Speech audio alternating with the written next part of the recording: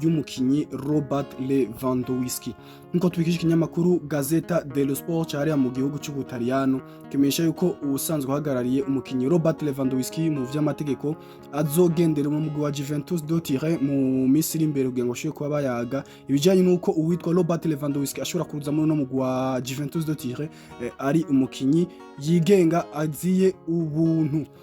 Mu mugwi wa FC Barcelone kandi hariko haravugwa inkuru y'uwitwa Bastoni ndetse n'uwitwa Alvarez. Ni inkuru imaze iminsi iriko iravugwa cyane muri no mugwi wa FC Barcelone. Nkuko tubikesha ikinyamakuru Mundo Deportivo kimenyesha ko umugwi wa FC Barcelone witeguye gutanga amafaranga ngana ni miliyoni 160 kuri bano bakinyi bagera kuri babiri, kuvuga miliyoni 100 ku witwa Alvarez ava mu mugwi wa Atletico Madrid ndetse n'imiliyoni zigera kuri 60 z'uwitwa Bastoni ava mu mugwi wa Inter de Milan. Ariko ikigoye ni kwitwa Alvarez nkuko tubikesha ikinyamakuru Sport gisanzwe kwivugira kandi mu FC Barcelona kimenyesha ko uwitwa Alvarez ndetse n'abasanzwe bamuhagarariye mu vy'amategeko bamaze kubamenyesha ko umugwi wa FC Barcelona ko umugwi wa Atletico Madrid wifuza imiliyoni zigera ku 200 z'amanyaburaya kuwitwa Alvarez. Vyumvikana yuko no kurindira tukaraba iyo bigiye kuba biherera uwitwa Alvarez ku ruhande rw'uwitwa Bastoni nawe ku miliyoni zigera kuri 60 umugwi wa FC Barcelona umutanze ko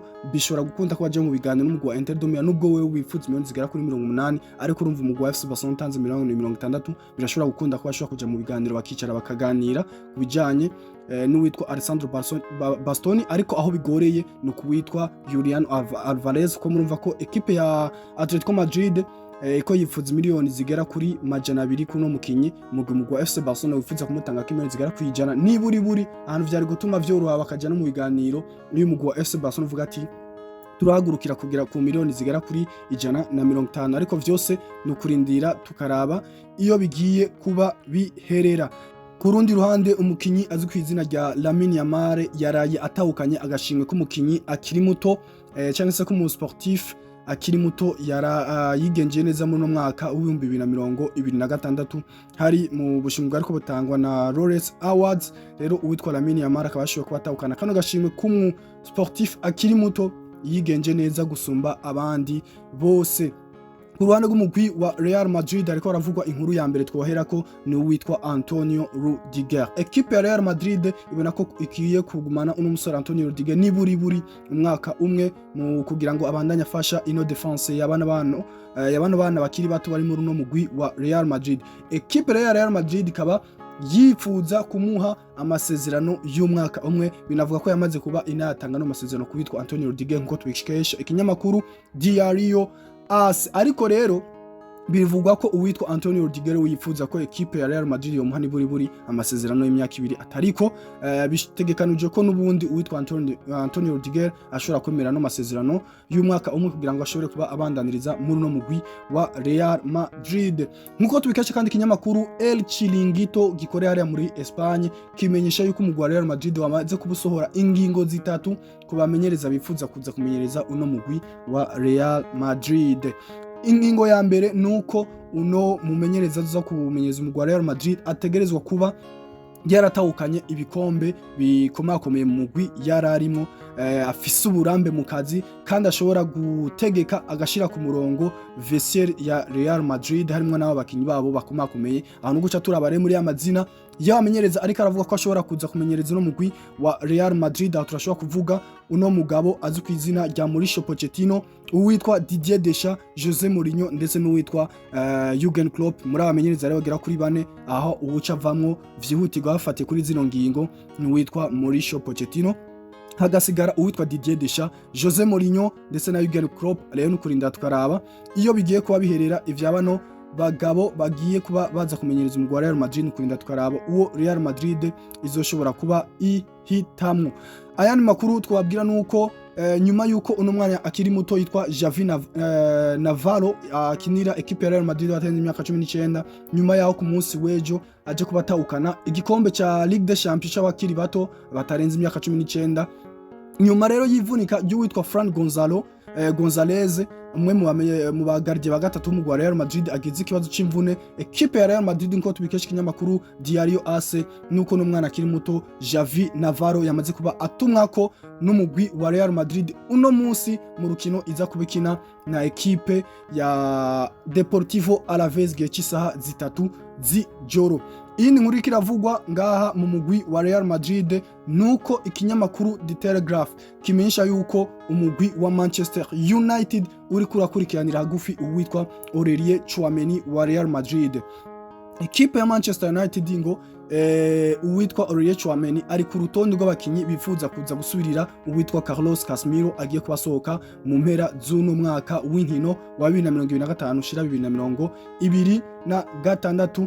Aho rero si wowe nyene karavugwa ariko aravuga n'andi mazina yitwa Elliot Anderson n'uwitwa Sandro Tonali, ariko ngo uwitwa Aurelien Tchouameni bariko bamukurikirana hagufi nka nimero ya mbere ashobora kuzana gusubirira uwitwa Carlos Casemiro mu Manchester United. Mugabo nukuri ndambega equipe ya Real Madrid iremera kurekura uwitwa Aurelien Tchouameni narijya vyavuzwe ko ari mwe mu bakinyi badakogwa ko muri uno mugwi wa Real Madrid. Nyuma hagiye arasorokira amakuru avuga yuko umugwi wa Real Madrid wifuza kuba wodandaza uwitwa Eduardo Camavinga, ariko rero umunyamakuru akomeye ku mugana wa Buraya ariwe Fabrizio Romano atangaza yuko uwitwa Eduardo Camavinga atifuza kuva mu mugwi wa Real Madrid, ahubwo yifuza kubandanya awukinira akagwanira ikibanza ciwe afise muri uno mugwi wa Real Madrid.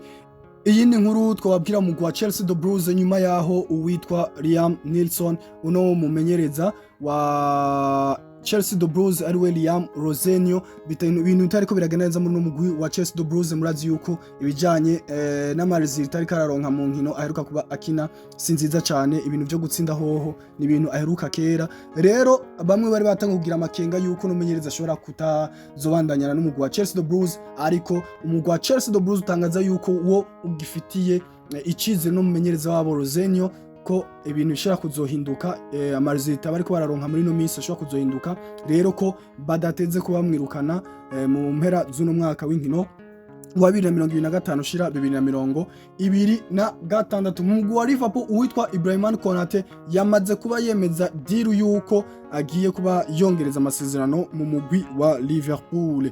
Yatangaje yuko we n'umugwi wa Liverpool amaze kuba bicara baraganira kubijanye n'amasezerano mashasha, kandi ko vyamaze kuba birangira vuba cyane nko mu ndwi zibiri ziheze, ariho ibiganiro vyaje kuba vyemeranywa ku mpande zose ko agiye kuba abandaniriza muri no mugwi wa Liverpool. Rero vuba cyane mu minsi imbere dushobora kubona uwitwa Ibrahim Konate ashira umukono ku masezerano mashasha ku mugaragaro nk'umukinyi azobandanya akinira umugwi wa Liverpool. Iyi nkuru twababwira nuko umugwi wa Bayern Dominique uri kurifuza cyane umusore akiri muto w'umwongereza ariwe Anthony Gordon, uno mukinyi akiri muto akenera umugwi wa Newcastle United. No mukinyi rero bivuga yuko ngo yamaze kubavugana n'umugwi wa Bayern Munich ndetse n'umukinyi w'umwongereza mugenzi we ariwe Harry Kane kugira ngo ashobore kubaza yugurura n'inzira zo kuza muri Bundesliga kugira ngo aze kuba akinira umugwi wa Bayern Munich. Rero ni Bayern Dominique yiteze gutanga cyangwa se yizeye gutanga imiliyoni zigera kuri 55 z'amanyaburaya nk'uko bitangazwa n'uno munyamakuru akomeye w'umwongereza ariwe Ben Jacobs. Ariko nubwo biruko rero mu Newcastle United wewe ukaba wifuza kuri kuno musore Anthony Gordon ku miliyoni zigera ku 100, mbega birahererahe nukurinda twaraba nimba Bayern Dominique izokongereza amafaranga yari yifuza gutanga kuwitwa Anthony Gordon kugira ashobore kuba yimukira mu mugwi w'aba Bavarois. Iyi ni nkuru twabwira muri Manchester United na Manchester City nako murantunga ariko aravugwa isohoka y'uwitwa John Stones mu mpera z'uno mwaka wa 2025 ushira 2026 ari umukinyi yigenga. No mukinyi w'inyuma wa Manchester City akafisa amasezerano azomugeza muci mu kwa gatandatu kuno mwaka wa 2026, akaba rero yakiniye umugwi wa Manchester City kuva mu mwaka w'ibihumbi 2016 kuva mu kwezi k'umunani, akaba ariho yashitse muri no mugwi wa Manchester City. Rero ni ibintu bimaze kuba vyemezwa kuno musore John Stones w'umwongereza akinira inyuma mu Manchester City ko agiye kuba awusohokamo mu mpera z'uno mwaka nk'umukinyi yigenga.